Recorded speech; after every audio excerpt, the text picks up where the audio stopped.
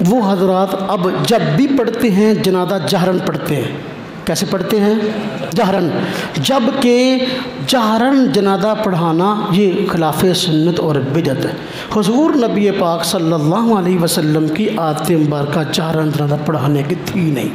صحابہ اکرام خلفائے راشدین کی عادت مبارکہ جہرن جنازہ پڑھانے کی تھی نہیں۔ اور خود نسائی شریف میں روایت موجود ہے کہ بھئی اگر جنازے میں کسی نے فاتحہ پڑھنی تو آہستہ پڑھے۔ سمجھ آئی بات؟ حضور کا فرمان ہے آہستہ پڑھنے کا، تم کیسے اونچی پڑھ رہے ہو؟ اگر کبھی کہیں کسی روایت سے کوئی استدلال ہو جائے جہر کا، میں اس کا انکار نہیں کروں گا، لیکن وہ تعلیم کے لیے۔ کس لیے ہے؟ چلو بھئی کبھی آپ نے جس طرح کہ ظہر کی نماز میں آپ نے کبھی قرات جہرن کی، کبھی آپ نے عصر کی نماز میں قرات جہرن کی، ہاں جی، تو یہ کیا تھا؟ تعلیم کے لیے۔ تو یہ بھی کیا ہوگا؟ تعلیم کے لیے۔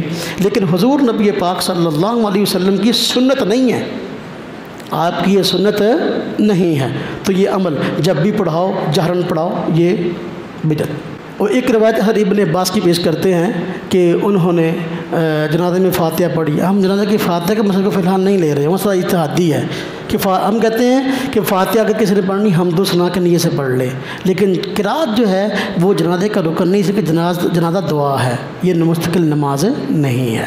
تو اگر کہیں روایت میں فاتحہ کا مسئلہ ہے تو ہم کہتے ہیں بھی وہ حمد و ثنا کے نیت سے کسی نے پڑھنی ہے تو پڑھ لے، لیکن حضور نے کہیں بھی نہیں فرمایا کہ جنازہ فاتحہ کے بغیر نہیں ہوتا، کسی حدیث میں نہیں ہے۔ اس مسئلے میں میں نے مستقل کتاب لکھی ہے، وہ تقریباً 250-300 صفحات کی، وہ چھپ جائے گی کہ جنازہ میں فاتحہ کا مسئلہ کیا ہے۔ ابھی وہ اس کو نہیں لے رہا، میں نے وہ جو روایت پیش کرتے ہیں نا اس میں ہے کہ عبداللہ بن عباس نے جہرن پڑھا، حضرت طلحہ کو اس پہ اعتراض ہو گیا۔ طلحہ کون ہے؟ صحابی رسول، اور ابن عباس بھی صحابی رسول ہیں، ان کو اعتراض ہو گیا، ان کا یہ کیا ہے؟ اب اگر وہ سنت ہوتا حضرت طلحہ کو اعتراض ہوتا؟ بتائیں مجھے، روایت میں پوچھا یہ کیا ہے؟ معلوم ہوا کہ ان کو جو ہے وہ اللہ کا بھلا کرے اعتراض ہونا یہ اس بات کی دلیل ہے کہ مستقل سنت نہیں ہے۔ اب اس میں الفاظ انہا من سنہ، اس پہ بندہ پریشان ہوتا ہے یہ سنت کا ہے۔ ہم کہتے ہیں یہ سننا کس کی دلیل ہے؟ یہ اس کا مرجع کون ہے؟ انہوں نے جانے ہیں فاتحہ پڑھی، فاتحہ پڑھنا سنت ہے، یا جہرن پڑھا، جہر پڑھنا سنت ہے؟ جب ہم ان سے پوچھتے ہیں فاتحہ کی دلیل بتاؤ تو وہ یہی حدیث پیش کر دیتے ہیں، جب ہم کہتے ہیں جہر کی دلیل پیش کرو وہ یہی حدیث، ہم کہتے ہیں بھئی اللہ کے بندو یہ سننا کا لفظ کس طرف جا رہا ہے؟ فاتحہ کی طرف جا رہا ہے یا جہر کی طرف جا رہا ہے؟ یہ راجع اس کا مرجع کیا ہے؟ سننا کا لفظ یہاں پر معنی اصطلاحی نہیں ہے، لغوی ہے، یہ بھی ایک طریقہ ہے، یہ بھی ایک یعنی تعلیماً آپ نے جہرن اگر پڑھا دیا تو بتایا بھی یہ بھی ایک طریقہ ہے۔ سمجھ آئی بات؟ بمعنی ویسے نہیں، بمعنی اصطلاحی نہیں، ہمارے یہاں موقف یہی ہے، راجع بھی یہی ہے۔